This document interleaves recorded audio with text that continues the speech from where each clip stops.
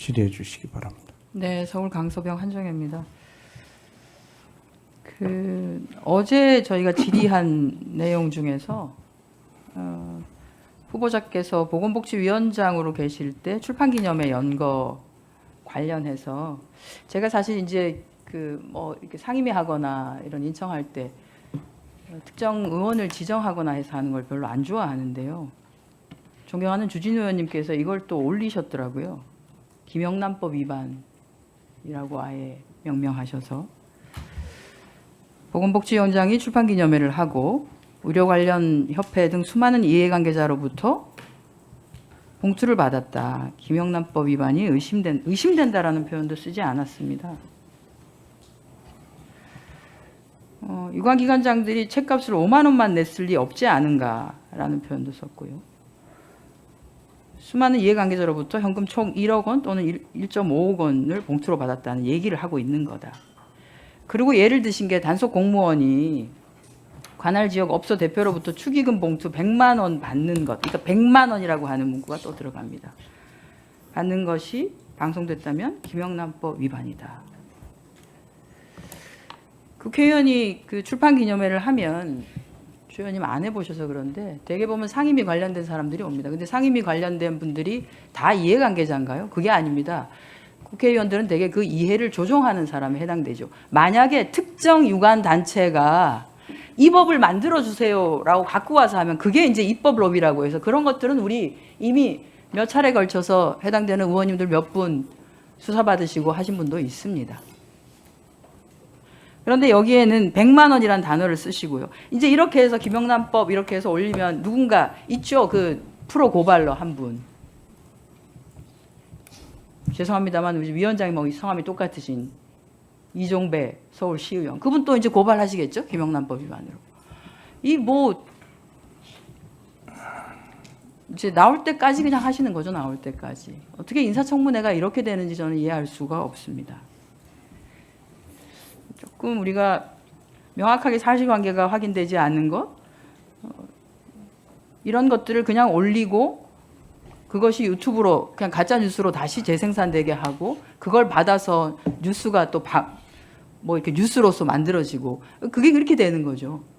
확인되지 않은 허위 사실들과 가짜 뉴스들이 만들어지는 게 최소한 의원들은 그렇게 하지 않았으면 좋겠다는 생각을 합니다. 질의 들어가겠습니다. 지금 이제 정부 부처 관련한 조정을 하고 있는데요.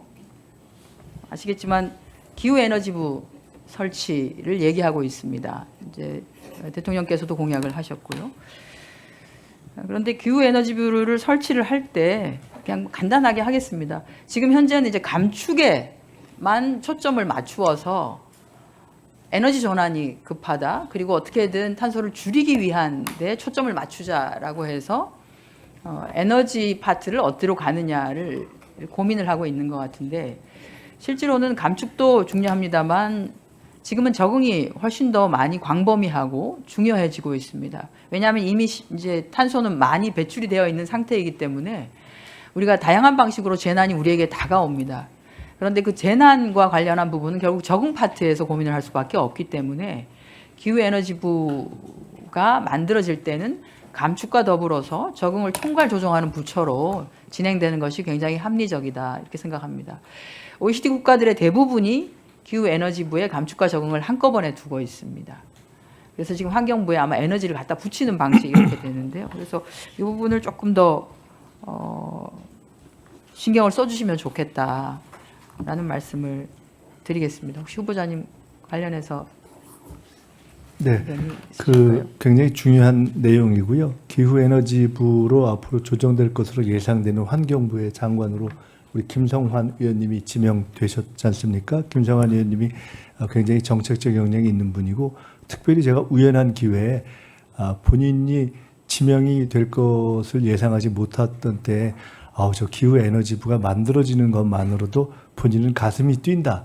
라는 얘기를 하시는 것을 제가 들었던 적이 있어서 잘 역할해 주셨으면 좋겠다. 굉장히 잘 준비되어진 그런 장관 후보자이다라고 제가 생각을 하면서 거기에 한정혜 의원님은 또 직접 경험이 있으시기 때문에 제가 총리가 되어 정식으로 활동하게 되면 꼭 좀 별도로 말씀을 여쭈면서 하나하나 좀 반영을 해가도록 하겠습니다. 네. 그리고 어제 이제 후보자께서 말씀하신 것 중에 총리가 위원장이 되거나 또는 최종적으로 조율의 권한을 가진 것에 대해서는 굉장히 적극적으로 검토하고 하겠다라고 하는데요. 그것과 관련해서 탄소중립 녹색성장위원회 위상 권한 강화 필요가 있습니다. 지금은 심의 의결 기능이 있다라고 하지만 이게 형식적인, 왜냐하면 행정위원회가 아니기 때문에 그렇습니다. 그렇다라고 행정위원회로 가는 것도 쉽지 않은데요. 다만 여기에서 우리가 권한을 조금 강화시킬 수 있는 방법은 재정관리 파트하고 이행점검 파트를 통해서 각 부처가 하고 있는 실질적으로 온실가스 감축과 관련된 부분이 얼마나 열심히 하고 있는지를 체크하고 밸런스를 맞출 수 있습니다. 재정관리 파트는 그 온실가스 감축 인지 예산 제도가 있습니다. 이것들을 통해서 각 부처의 기후 관련 예산과 연계해서 배분하거나 조정하는 역할을 실제로 탄소중립 녹색성장위원회에서 할 수가 있고요. 또 하나는 실제 그렇게 하고 난 뒤에 이행 점검을 통해서 각 부처가 그러면 기후정책 이행 사항을 제대로 했는지를 점검해서 그 결과에 따라서 개선하라고 권고하고 그것이 잘 이루어지지 않았을 때 그 권고 사항을 국회로 보고해서 해당 상임위에서 오히려 체크가 될 수 있도록 한다라고 하면 지금보다는 훨씬 더 탄소중립 녹색성장위원회의 위상이 강화되고 권한이 강화될 수 있지 않을까 생각합니다. 이것과 관련해서는 조금 더 위상을 강화하는 방식이 있는데요. 그 과거 이명박 정부 때 녹색성장위원회의 운영 방식이 있습니다. 그러니까 기후환경 비서관, 청와대에 있었던 비서관이 아예 그 탄소중립 녹색성장위원회의 사무차장을 맡는 방식이시죠. 사무처장을 맡는 그 겸임을 하는 방식으로 해서 오히려 대통령에게 직보가 가도록 해서 실질적으로 탄소중립 부분은 굉장히 중요하기 때문에 대통령이 또 조금 챙길 수 있도록 하는. 네, 제가 어제 말씀드렸던 것 같은데 총리실의 산하에 총리가 위원장인 위원회도 있고 대통령 직속위원회로서 총리가 위원장을 맡는 위원회도 있습니다. 이 전체를 아주 신속하게 전체를 리뷰, 그러니까 재점검하고 할 수 있는 일이 있으면 빨리 집중적으로 단기에 모아서 처리할 건 처리하고 안 되는 부분들은 무엇이 안 된다는 걸 정리해내고 차라리 활동 중단시켜야 될 분들은 중단시키고 새로 갈 것들을 새로 갈 뭐 이런 등등을 종합해야 된다고 보고 있고요. 지금 말씀 주신 녹색 성장, 탄소 중립과 관련해서 어떻게 저런 위원회들의 권한을 강화하지 하는 고민을 마침 해오고 있던 차에 굉장히 비슷한 아이디어를 주셔서 말씀을 듣도록 하겠습니다. 한 가지만 더 말씀드리면 처음에 그 보건복지위원장 시절에 제가 했던 출판기념회와 관련한 말씀을 주셨기 때문에 간단히 말씀드리면 저는 이렇게 봅니다. 검사는 수사를 하고 국회의원은 법을 고치고 당인은 당의 내용을 개선하면 되는 것이다라고 생각이 듭니다.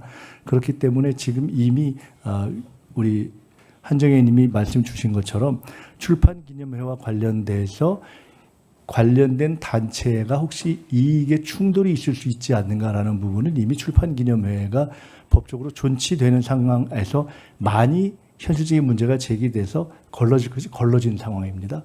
따라서 출판기념회 자체를 법적으로 없애지 않는 한 그 부분은 현재 나와 있는 법적 제도 하에서 진행이 되고 있는 것이고 만약 그것에 문제가 있어서 근본적으로 바꿔야 되겠다고 생각하는 국회의원님이 계신다면 그것은 법으로 없애면 되는 것이고 어떤 당에 소속한 분이 계신다면 그 당의 당대표들을 포함해서 출판기념을 하지 말라고 당론으로 정의하시면 되는 것이고 또 아니면 검사에게 수사를 권하시면 되는 것인데 그동안에는 통상 프로고발러가 문제 제기하고 또 그 전후 과정에 특정 정당의 의원들이 있다가 그것을 특정한 의사를 가진 정치검찰이라고 표현되는 부분에 의해서 작동되는 일종의 편파수사 카르텔로 작동됐던 경험들이 있어서 앞으로 새 정부에서는 그런 일이 일어나지 않도록 하면서 동시에 앞으로도 그러한 또는 현재에도 그런 편파수사 카르텔이 진행이 되는 것으로 사실상 보이고 동일한 사건을 동일한 게 한쪽에서는 수사가 진행되고 한쪽에서는 진행이 안 되는 이런 등등이 있다면 그 자체가 사실상 수사 대상으로 봐야 되는 것이 아니냐라는 정도로 엄하게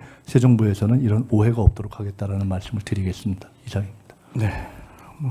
출판기념회 관련해서 여러 의원님들이 질의를 하시고 하시는데 출판기념회가 미치는 그런 부작용도 상당히 큰 걸 다 알고 있으니까 이 기회에 우리 여야가 함께 앞으로 어떤 방향으로 나아갈지 그런 걸 정리할 필요가 있지 않을까 그런 생각을 합니다.